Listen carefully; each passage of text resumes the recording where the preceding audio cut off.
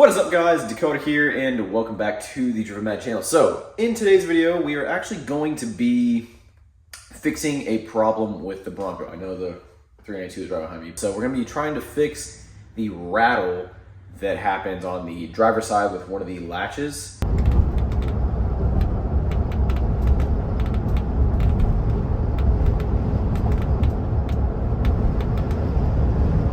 I think I have a way to do it. I've seen a couple of videos, so I think we're gonna go ahead and attempt to put like some heat shrink tubing over. It's basically just a piece that rattles kind of on the top where it's a pin that goes into the actual frame of the Bronco to latch the top to.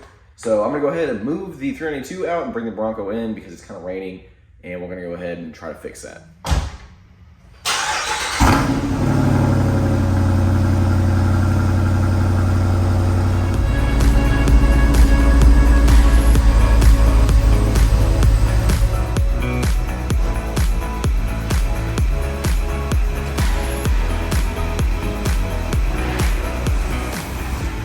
Inside, also check that out, that's pretty cool.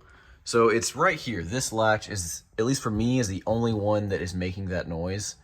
So we're gonna go ahead and remove this roof panel, which funnily enough will actually be the very first time I've removed it. So it's real easy. We're going to flip this, flip that one, and undo this latch. It's super easy. It is almost identical to the Wrangler. I mean, it basically is. So if you're used to how a Wrangler top comes off, this part is basically identical.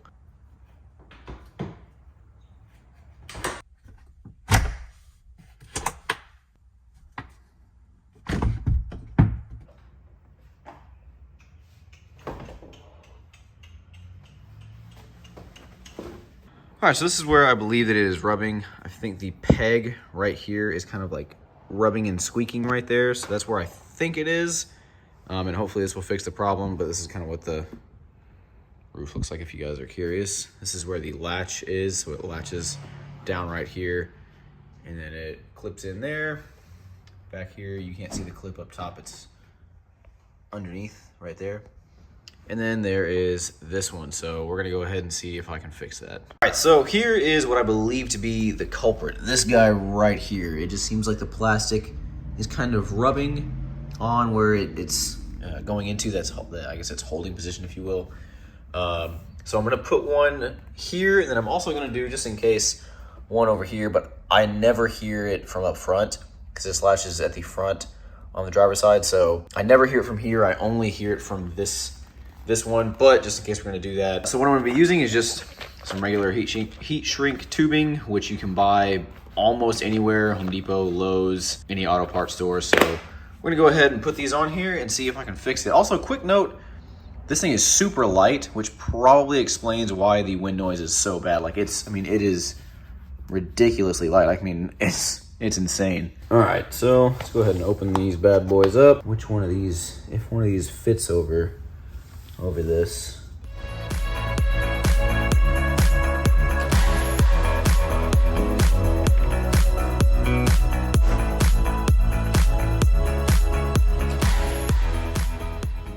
All right, well, so it looks like the second to largest one fits on this one. So that's good. There is a slightly larger one, but we didn't have to use that one. Then I'm just gonna grab some scissors, cut this off, and then we'll work on the front one. And then after that, we should hopefully have fixed the problem, because if not, that would suck. But hey, this is pretty quick, so.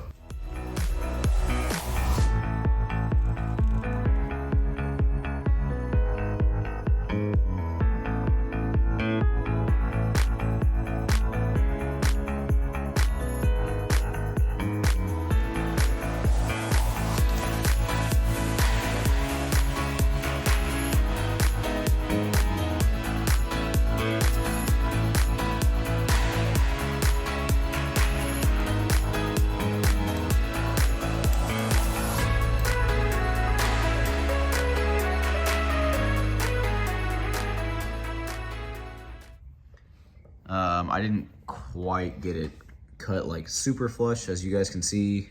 So we'll see if I might have to do a little bit of adjusting for it to fit properly. That looks close enough. We'll have to see if that works. Hopefully it does. Now we're gonna move on to this one, which is a little bit thinner of a peg. So we might use a slightly smaller heat tube or heat shrink tubing. So all right, so basically you're just going to take the heat shrink tubing and then just kind of work it around that little nub there, and you might have to do it a couple of times, but it's not very hard. It doesn't take very long. Then once you get it on there completely, you're going to take the scissors, cut it, and then that's basically it, and you should be done. So we got it on here and on this one, which again, I don't know if that would be strictly necessary, but we're gonna see if the top fits on like normal, and then if it does, we'll go for a test drive and see if it fixed the problem.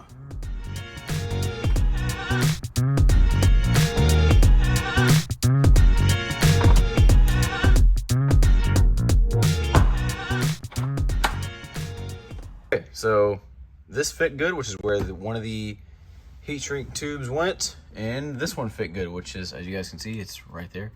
So let's go for a drive and see if that did actually fix the problem. All right, so did this fix the problem, or did I just waste about 30 minutes of my life? So we're gonna drive and we're gonna listen. So I don't hear it yet. I hear something else back there. That's another thing I gotta work on. But at the moment, I'm not hearing anything. And again, it was right here. I haven't heard a click. Let's move over to the other lane, see if it's a little bumpier, see if we can get... This is looking good. This is looking good. We might have solved one of the Bronco's hardtop problems.